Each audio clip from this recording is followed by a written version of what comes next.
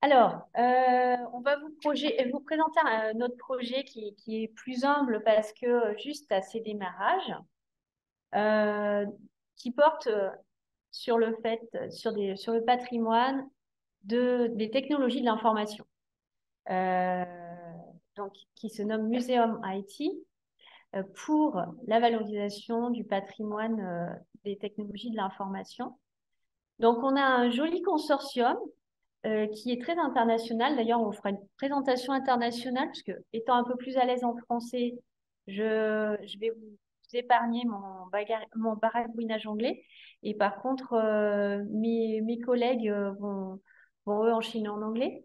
Donc, on est une communauté d'humanité numérique avec des gens comme Christophe Roche qui sont plutôt IA, comme Ilaria Torre, Giovanni Adorni, euh, il y a Pierre Marais qui est présent en ligne, qui est très aussi sur les data, sur le sémantique web.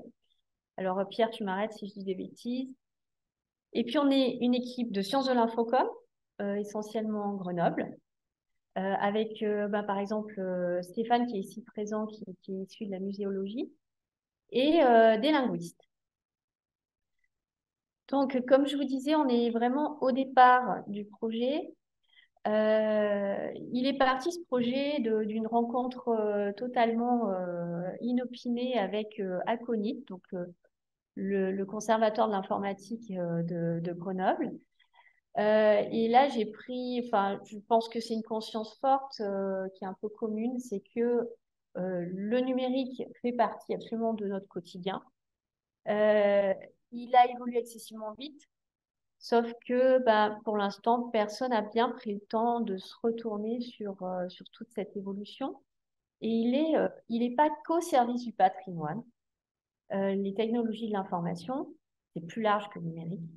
Elles sont aussi un patrimoine qui est vraiment, c'est de l'ordre de l'intérêt général de le sauvegarder. Parce que bah, j'ai en contact d'Aconit, j'ai vu qu'on était, comme disait Sylvain hier, face à des machines qui peuvent du jour au lendemain être détruites parce que elles sont pas forcément très médiatrices en elles-mêmes. Euh, et qu'en plus, on est face à un héritage qui est très symptomatique des objets scientifiques et techniques contemporains. Notre point de départ est résolument patrimonial. Donc, on commence à créer un réseau de musées qui n'est qu'à ses débuts parce que il s'avère qu'il y a un véritable besoin de leur part. Donc, ça tout a commencé avec Aconit à Grenoble. Et puis, les choses ont pris une importance à laquelle je ne m'attendais pas, puisque maintenant, on a le Musée des sciences de Londres, on a Paderborn en Allemagne, on a Helmond en Hollande, Namur en Belgique et Pise en Italie, qui sont tous des musées soit des sciences, soit proprement des technologies de l'information, qui ont rejoint le projet en tant que partenaires. Notre but, c'est qu'ils ont tous déjà de très gros efforts de médiation, mais on voudrait arriver à les accompagner par nos savoir-faire euh, vers des types de médiation, déjà de sauvegarde et de médiation qui seront peut-être plus adaptés au public actuel et qui permettent déjà de sauver au moins d'un point de vue numérique ce patrimoine et surtout les connaissances qu'il porte. Voilà. Donc on a euh, le projet est axé autour de trois work packages qui, euh, qui ont toutes pour objectif la médiation à la fois des objets, mais aussi des connaissances que portent les artefacts. Le premier work package porte sur la médiation du numérique en tant que, enfin, des technologies de l'information en tant que science, technologie, dispositif sociétal, ça c'est très important, et aussi culture scientifique et technique. Euh, on va avoir parce que là on entame juste les choses, quatre axes de médiation possibles qu'on a identifiés. L'objet scientifique et technique lui-même, Par exemple, comment on peut faire de la médiation autour d'objets scientifiques et techniques qui ne sont pas médiateurs et qui manquent de lisibilité pour le grand public. Les musées eux-mêmes et leurs pratiques. Qu'est-ce qu'un musée des sciences du futur doit être? Puisqu'on a, on rentrera pas dans les détails ici, parce que ça ferait l'objet d'une présentation en soi-même, mais on a toute une évolution vers l'immatérialité des objets de science. Le rôle de la documentation et des données autour de ces artefacts et chose qui nous intéresse un petit peu plus avec l'équipe d'Eugène et Christophe, le langage, notamment comment des théories scientifiques, puisque là on est dans un public qui est quand même essentiellement expert, même si c'est pas forcément des professionnels, mais on est dans une sphère amateur qui est très très importante, notamment dans le process de patrimonialisation. À partir de quand ces théories scientifiques peuvent devenir des représentations sociales et quel rôle y joue le langage? Le deuxième, donc ça permet d'enchaîner sur le deuxième work package, qui lui est vraiment axé sur le fait de transmettre et de rendre appropriables ces connaissances qui peuvent être relativement abscons pour le public. Je donne toujours l'exemple de nos étudiants qui passent leur temps sur ChatGPT, mais qu'est-ce qu'il y a derrière, d'où ça vient, quel est le passé de tout ça? C'est inscrit dans une continuité. Alors, ça passe par la constitution du knowledge base dont on va vous parler aujourd'hui, qui nous permet de collecter les collections des musées, de les harmoniser, de les ouvrir et de les lier sur le web sémantique. Pour l'instant, on est à un peu plus de 16 000 artefacts, sachant qu'on n'a pas encore intégré les données de Pise, Namur et Helmond. De la modélisation des connaissances avec, on va partir des collections des musées pour modéliser les connaissances du domaine. Un knowledge graph qui est en cours de travail et dont vous parlera Sivaratnam. Une terminologie de domaine qu'on veut, alors qui est basée sur une thèse qui a débuté en novembre, qui est dirigée en co-tutelle avec l'Université de Gênes. Le but est de créer il y a une foultitude de dictionnaires en informatique, aucun qui concerne le patrimoine. Et on souhaite travailler vraiment dans l'optique des premiers dictionnaires scientifiques et techniques qui ont lancé le travail terminologique. Donc, normalement, enfin, notamment, je pense à Vuster, qui est très proche, en fait, des modes de fonctionnement des musées de l'informatique, qui pallie au manque de médiation des artefacts par une très grosse documentation. Et donc, on veut créer un dictionnaire à la fois multilingue, mais aussi multimédia autour des artefacts et de ce domaine. Il aboutira ensuite, sa suite logique, ce sera une ontologie du domaine.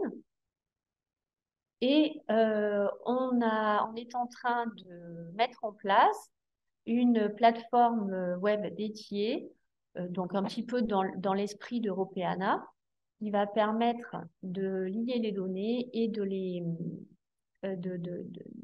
voilà, de présenter aussi, d'être un petit peu vitrine du projet, mais pas que, puisque derrière, il y aura tout ce travail termino-ontologique derrière. Donc, ce sera Émeric qui vous en parlera tout à l'heure. On a un troisième pan qui est une orientation résolument utilisateur final avec l'interaction homme-machine. On est face à de très très gros volumes de données hétérogènes. Comment on peut faire émerger la connaissance de tout ça, comment on peut la structurer, comment l'utilisateur peut se l'approprier. On espère avoir des fonds, puisque vous êtes tous passés par là dans vos projets. Hein. Au début, voilà, c'est la quête au financement pour pouvoir assurer au moins ce pan-là. C'est-à-dire qu'on voudrait prendre quelques prototypes qui soient particulièrement significatifs dans le patrimoine de l'informatique pour faire des visuels, enfin de la 3D, mais aussi émulateur, simulateur, puisque bah, c'est Xavier d'Aconis qui m'avait mise en garde au début, qui m'avait dit, mais attention, le patrimoine informatique, ce n'est pas de l'art, c'est pas esthétique. Et sans l'aspect fonctionnel, bah, on rend une coquille vide. Donc, de la 3D pure, comme on pensait le faire au départ, on perdait en fait tout le véritable patrimoine que portent ces objets. Et on voudrait instaurer des systèmes de médiation et surtout de sciences collaboratives, autour de ce projet, puisque la sphère amateur est très importante dans ce domaine et que ça nous permettrait en plus de faire vivre le projet dans le temps, longtemps, bien au-delà de la question financement ou pas financement. Donc, on veut mettre la construction des knowledge graphs au cœur du projet, avec la construction d'une terminologie, d'une ontologie de domaine. Le but, c'est collecter et modéliser la connaissance, mettre du lien entre les bases de données des musées, mettre les technologies des knowledge graphs au service des humanités. C'est pour l'instant quelque chose on voit qui se développe, mais ça n'est pas non plus courant. Vous le voyez, hein, à quel point dans le monde du patrimoine, dès qu'on parle d'ontologie, on a des gens très réfractaires parfois face à soi. Et pourtant, c'est le mode de transmission des connaissances et d'appropriation par les publics qui est vraiment le plus approprié. Il y a déjà des projets similaires hein, en termes d'ontologie de l'informatique, alors notamment CSO, l'ACM, le Thésaurus du Getty, BSA. Ce ne sont pas des ontologies qui sont centrées sur le patrimoine. Souvent, c'est sur le computer sciences. Donc, nous, on est un peu hors scope par rapport à tout ça.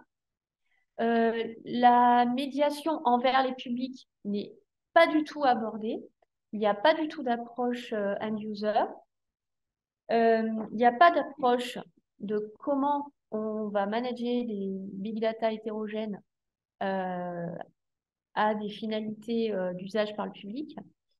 Et il n'y a pas derrière de travail terminologique, c'est-à-dire qu'on est sur des ontologies qui sont produites automatiquement et sans fondement terminologique derrière, qui est quand même la base pour arriver à comprendre comment se construisent les connaissances dans le domaine. Alors ici, on va vraiment se centrer sur le VP2 et 3. On est axé sur les technologies du LOD et du sémantique web, avec de l'IA aussi, notamment via l'outil de Christophe, qui nous servira pour construire la termino-ontologie. Et le but, c'est d'ouvrir ces données, de les lier, de les rendre plus facilement accessibles au grand public, de pouvoir créer de la connaissance par la confrontation en fait, des diverses collections. Alors, ce genre de travail n'est pas nouveau dans le monde muséal. Il y a évidemment Europeana, Joconde Lab. Alors là, je risque d'avoir beaucoup de mal pour prononcer le Royal Rijksmuseum de Hollande, le Amsterdam Museum, le Smithsonian, le Getty, les musées du Québec. Il en résulte, quand on étudie tout ça, qu'on est dans des process pour ouvrir les données, pour les transformer, qui sont excessivement lourds. Notre approche, Sivaratnam va vous la présenter. Donc, ils sont tous deux ingénieurs, enfin, en master d'ingénieur informatique et en stage actuellement sur le projet. Et notre but, c'est de mettre en place une méthode, donc on espère un petit peu plus innovante et un peu plus facile pour les musées qui veulent ouvrir leur collection. Sivaratnam, thank you, Karen. Yeah. So to upload the data and to store the data receiving from museums, we introduce a new method to keep the data. We are using Wikibase to store our data receiving from the museums. Wikibase, it is a open source software platform developed by Wikimedia Foundation. So we can store a huge amount of data on the Wikibase. We don't need to worry about volume of data.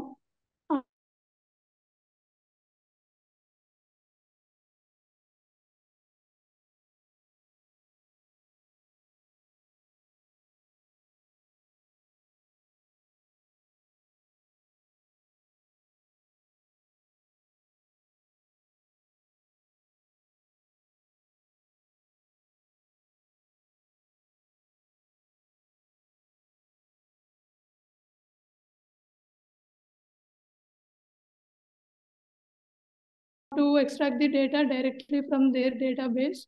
So we collected data from different formats, and after receiving the data, we analyzed what are the data fields they have and what are the domains and what are the categories they have in data. I mean the collections, what are the collections they have. And by harmonizing all the data fields, we upload it to the Wikibase. In Wikibase, actually, we can interlink resources from one resource to another resource and from one domain to another domain. We can create many instances in Wikibase, not one. I mean, suppose if we take our domain IT heritage, if we are receiving some collections from the computing heritage, and if we take, for example, some more collections from the digital heritage, so we can create many instances to upload these different types of domains, and we can interlink all these instances. We call it as a federated Wikibase. So by using that, it is more potential to interlink the data, and we can establish the links to for out of the world to retrieve the data to the end users. So, and we are following the EDM guidelines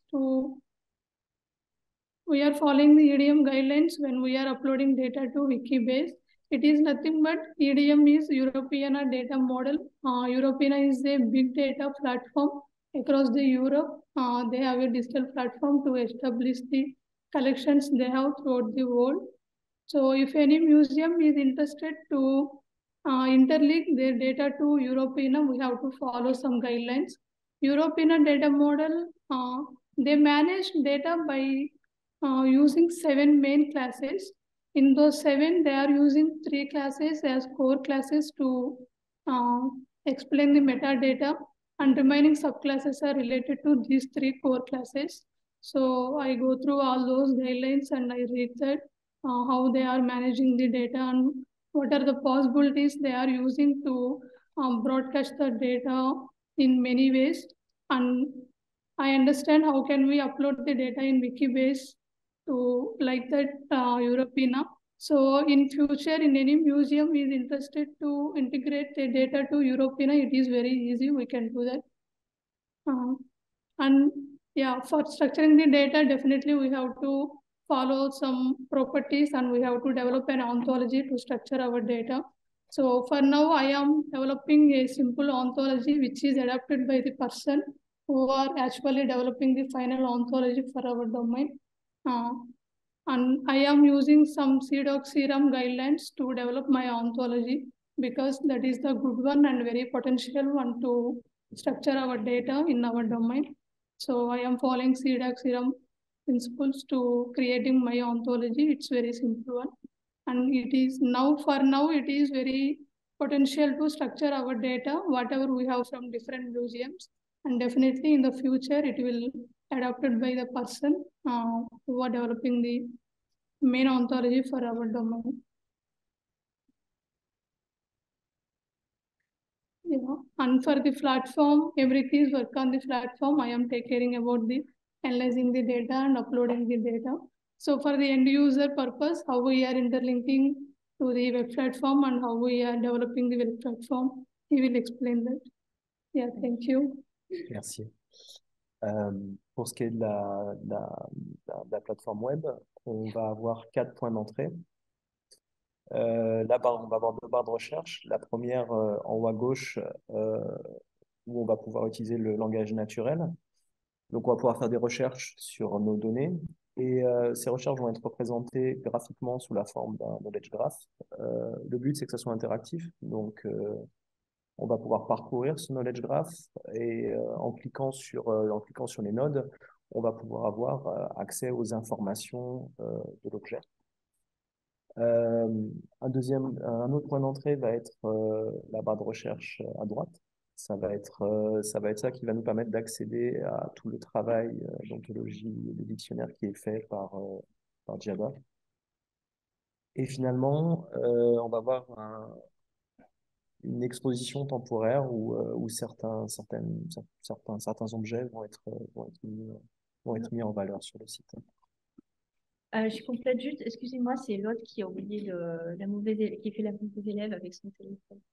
Je voulais juste compléter, en fait, voilà, on veut cumuler 4 entrées différentes d'accès vers les connaissances, soit en langage naturel, soit par des modes de sérendipité, en naviguant dans les connaissances. Donc, pour l'instant, on mettra une visualisation du knowledge graph, mais quand on aura fini d'ici environ 2 ans et demi l'ontologie du domaine, le public pourra accéder directement via l'ontologie aux artefacts et pourra compléter ses connaissances par le dictionnaire multilingue et multimédia qui sera accessible aussi ici. Et on aura aussi un aspect un petit peu découverte. Le but, c'est qu'on ne découvre pas que ce qu'on vient chercher, mais aussi des choses qu'on ne connaît pas.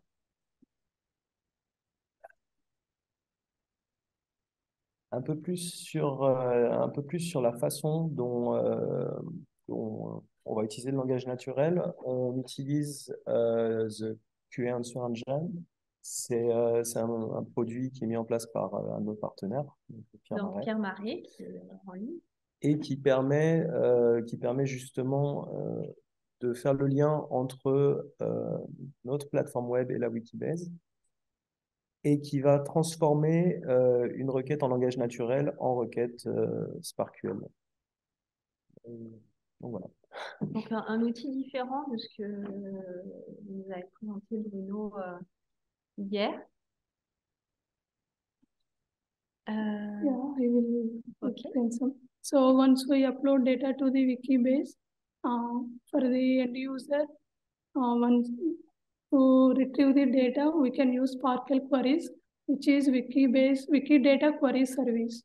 By using that service, we will do the query by using Sparkle to give the data to the end user. And we are creating the knowledge graphs to give the data to the end user. So on the platform, the data will represent as a visualization of knowledge graph, not as a plain text. So when I am uploading data to Wikibase, normally it is in structured data, obviously. So by doing the query, the structured data will visualize as a knowledge graph on the platform. And we are developing an ontology for representing the data. Yeah, we can explain. En fait, vous comprenez qu'on est on pose les fondations techniques actuellement. Ce qu'on veut apporter par le biais de la Wikibase, c'est vraiment à la fois de rendre le travail beaucoup plus indolore pour les musées. C'est-à-dire que là, on réalise en même pas 5 mois, mais en fait, pour un seul musée, c'est de l'ordre de 1 mois, même pas. à la fois l'adaptation au format CSV, RDF, attribution du RIPRN, le tout structuré dans des formats selon les principes FAIR, avec les métadonnées EDM selon SIDOC CRM. Du coup, il y a une grosse facilitation pour les musées. Donc, on va créer c'est Emery qui va se charger de créer un guide pour les prochains musées qui voudront intégrer le projet de façon à rendre cette méthode accessible à tous. Mais en même temps, donc voilà, on essaye aussi de faciliter le travail de l'utilisateur final avec cette approche end-user, de façon à ce que l'aspect technique qui est derrière, qui est assez lourd, soit transparent pour lui. Et en même temps, pour nous, en tant que chercheurs, on est toujours, on fait jamais les choses de façon désintéressée. Cette Wikibase va nous permettre d'avoir un véritable creuset qui va nous servir notamment pour des extractions lexicales, c'est-à-dire qu'on se crée notre propre corpus et la création d'anthologies de domaine qui pourra être directement après reliée à la Wikibase. Et à chaque fois, on fera des liens aussi vers les musées. Voilà. C'est tout. Est-ce que vous avez des questions? On est vraiment sur les bases techniques pour l'instant. Une chose que j'ai peut-être oublié de dire, c'est que par rapport à ce qu'on aimerait construire, si financement il y a, à peu près tout le reste du projet pourra se faire sans, si on n'a pas plus que notre thèse et puis le financement actuel. Tout le reste du projet, on pourra s'en sortir. Par contre, les aspects 3D, environnements initiaux avec les émulateurs-simulateurs, ça, c'est quelque chose qu'on n'a pas forcément en interne dans le consortium. L'intérêt, ce ne serait pas forcément de créer gratuitement des reproductions. C'est surtout dans un intérêt d'analyse des pratiques autour. Ça, je pense que c'est quelque chose que l'outil informatique, que ce soit les smartphones ou tout type de calculateur, ça fait tellement partie de notre quotidien que je ne suis pas sûre que quelqu'un ait pris le temps de se dire quelles sont les pratiques autour de ces objets, mais en termes de connaissances, pas en termes d'ergonomie. Hein. Donc, en fait, on voudrait créer des artefacts vraiment pour arriver à étudier ces pratiques autour de ces objets. Voilà, à peu près où on en est. Merci pour votre attention. Et puis, si vous avez des questions, on est là.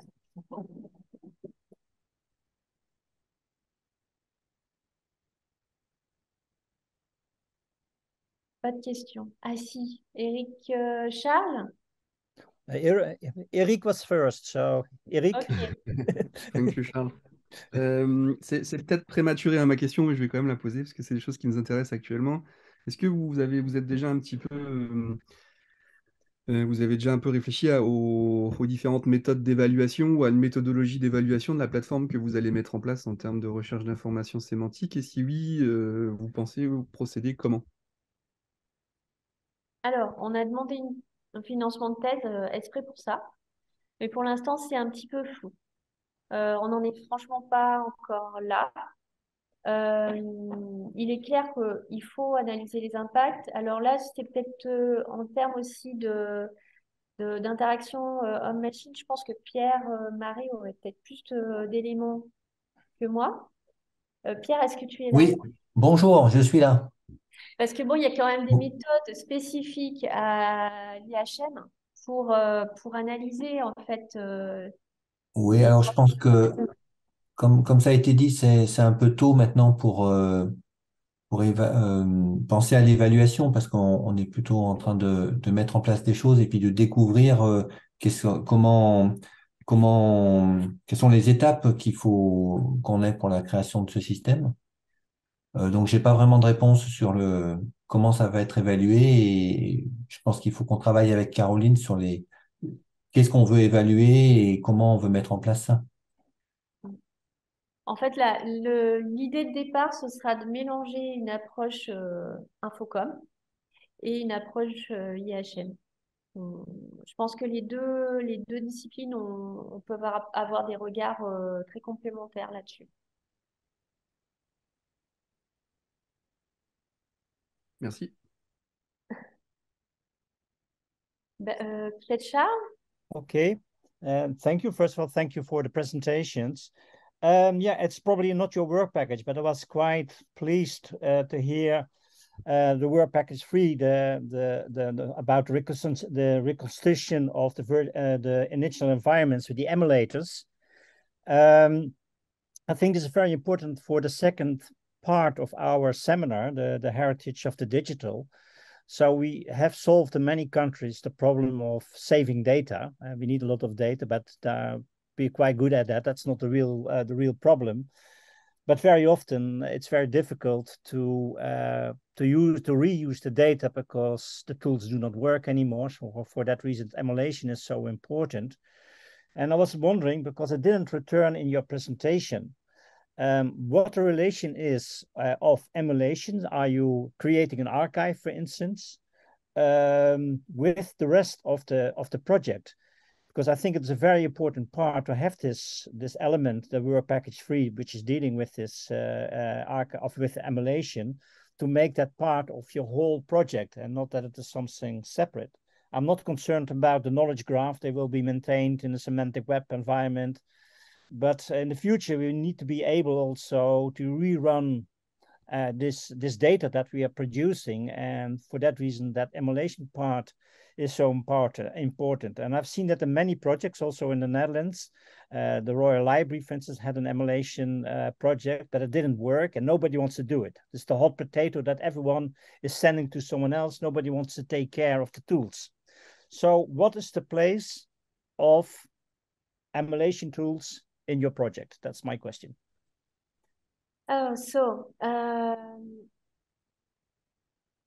It's the link with the rest of the project. So technically, it will be linked with the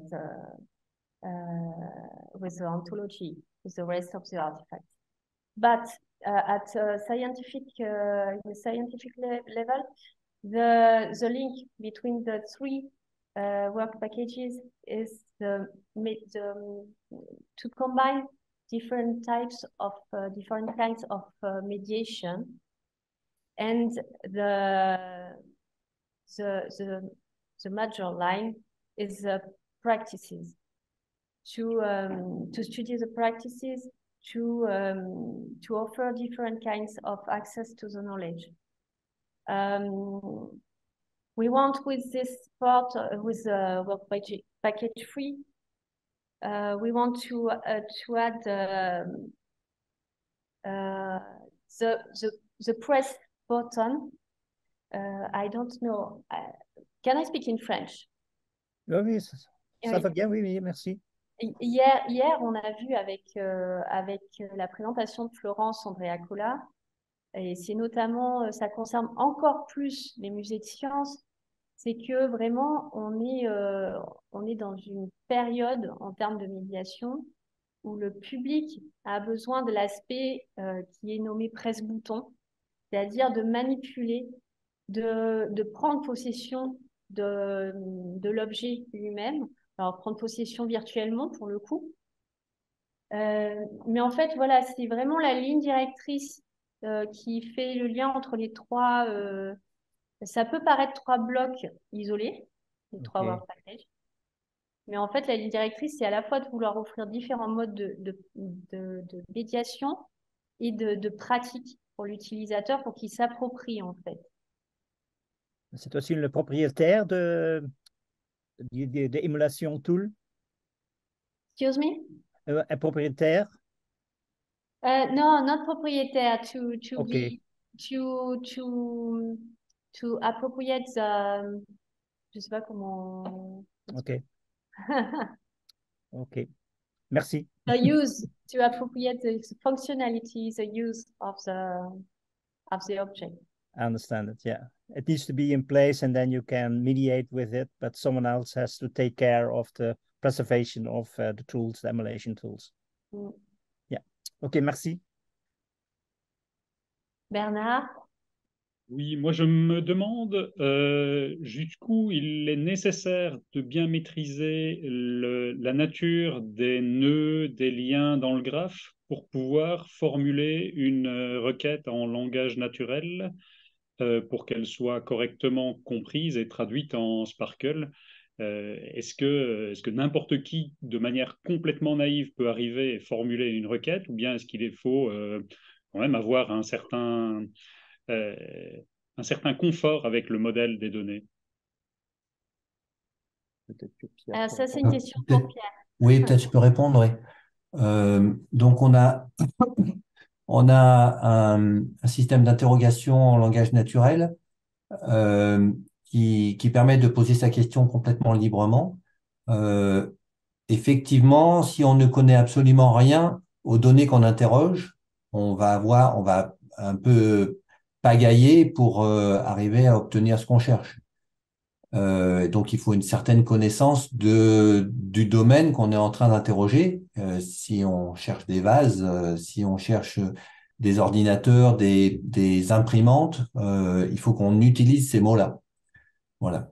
Ce que l'on fait généralement, c'est dans l'interface, on donne des termes, on donne des exemples de questions qui donnent l'esprit de comment est-ce que l'on peut interroger.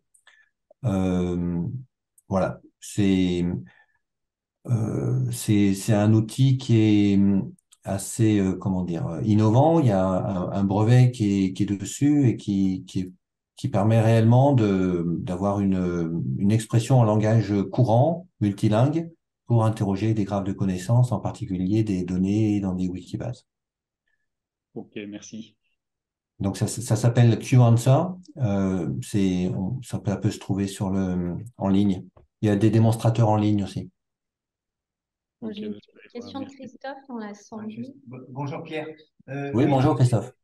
Peut-être pour compléter, je crois que les termes que que la personne pourra utiliser, ils sont préalablement, je dirais, extraits du knowledge graph, peut-être à partir des RDF labels, ce type de propriété. Mais si quelqu'un utilise Antolex Lemon, par exemple, pour la dimension linguistique, vous avez pensé à ce type d'extension?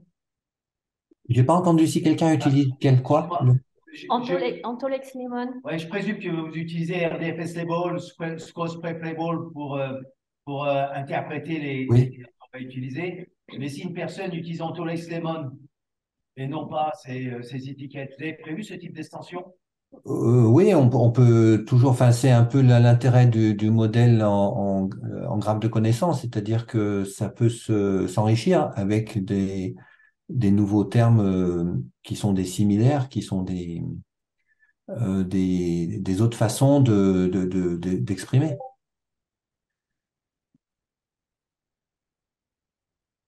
Charles? Yes, following up on the question of Eric and the answer of Pierre. In the Golden Agents project, we also created what we called an ontology builder.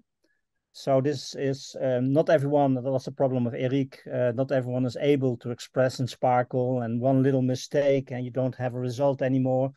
So we created an interface on top of Sparkle, where people are assisted by agent technology, where their question is translated, a natural language translation is translated into the Sparkle, and then they are assisted with their questions. So they don't have to write the Sparkle code themselves, but just by asking a question in natural language, they are able to analyze the knowledge graph. So that's what we did in the Golden Agents project. So if you want to have a look, just open it under the tools, and then you will see the ontology builder. Okay, can you give me the name again? It's the Golden Agents project, so Okay. that I presented this morning. Cool. Okay. And Sorry, I wasn't here. And in the link of that project, there you will find the tools, and one of those tools is called the Ontology Builder, and that's where we try to help the users in formulating the questions, but not to harass them with Sparkle. Yeah. Thank you. Okay, you're welcome. I will take a look. Très bien, mais si vous n'avez plus de questions, hein? Ah bah si, on a Sylvain. Petite question. Par rapport au fond des différents musées, quelles sont les typologies qui apparaissent en termes d'inventaire, comment c'est classé,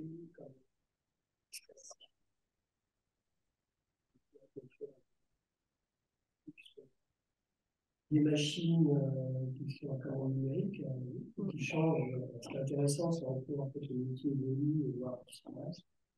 Donc, je voulais savoir si vous aviez dans le fond des différents musées, effectivement, des machines encore en numérique. Sachant que nous, ça nous pose des problèmes particuliers avec les questions. Alors, je pense que peut-être que Xavier aura beaucoup d'infos là-dessus. En fait, je relis un petit peu la question avec d'autres interrogations. C'est sur la spécificité de l'informatique et du numérique, donc ce qui est un outil à la base et qui progressivement s'est inséré sur les couches de l'activité humaine et en particulier de la commande numérique. On peut, dans notre collection, on peut envisager par exemple les distributeurs de billets, ça sert à la commande numérique aussi, qui est une partie intégrante des collections informatiques depuis Nixdorf en particulier. Donc ce type de patrimoine existe et il pose la question de la définition de ce qu'on veut faire avec ce patrimoine, comment on veut, quel type de médiation, parce que il y a plusieurs niveaux avec l'informatique.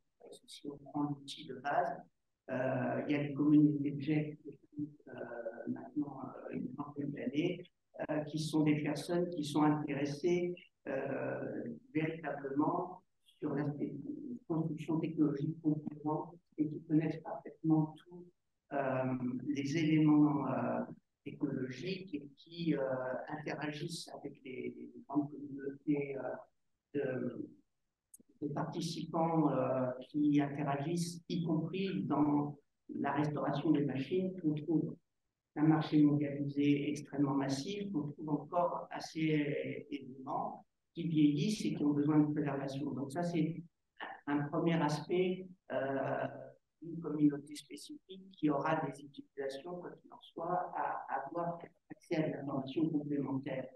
Il y a le grand public qui voudra connaître des choses peut-être un petit peu plus généralistes, mais comprendre le fonctionnement.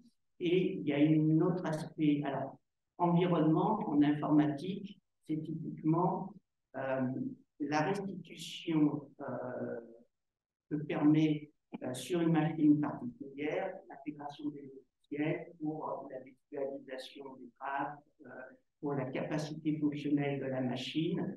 Ce n'est pas le même terme d'environnement qu'on utilise de l'aspect patrimonial, mais justement, il faut rajouter l'environnement patrimonial, c'est-à-dire que si je donne un exemple caricatural, si on a un appel 2 qui a servi à l'UNEL à conduire ces recherches qui ont participé à la construction de son prix Nobel, je vous rassure, ça n'existe pas, on n'a pas cette type de machine, mais si jamais ça existait, il est évident que comme l'informatique est un outil et que ce n'est pas la finalité de la science ou de l'utilisateur lambda pour des jeux vidéo ou pour sa gestion administrative, eh bien, tous les potentiels d'utilisation et de finalité que l'on peut mettre en évidence à partir de l'outil informatique sont quasiment infinis. Alors, production de masse d'un côté, avec une très grande compétitivité entre les différents secteurs, et utilisation de plus en plus massive pour des résultats à un éventail de plus en plus large. Alors, la question, c'est est-ce que vous allez vous arrêter quand vous avez un certain niveau, ou est-ce qu'effectivement, vous allez tenter d'ouvrir des portes, des brèches, parce que vous ne pourrez pas tout faire systématiquement du jour au lendemain, mais vers ces différentes approches et communautés qui fournissent en plus énormément de données ces aspects-là. Que ça, l'approche est complémentaire à ta question. Mais... élargit beaucoup, c'était un petit champ, c'était la question industrielle, mais en fait aussi la question scientifique, parce qu'on sait très bien certaines histoires de possibilités en avant, j'ai fait la tête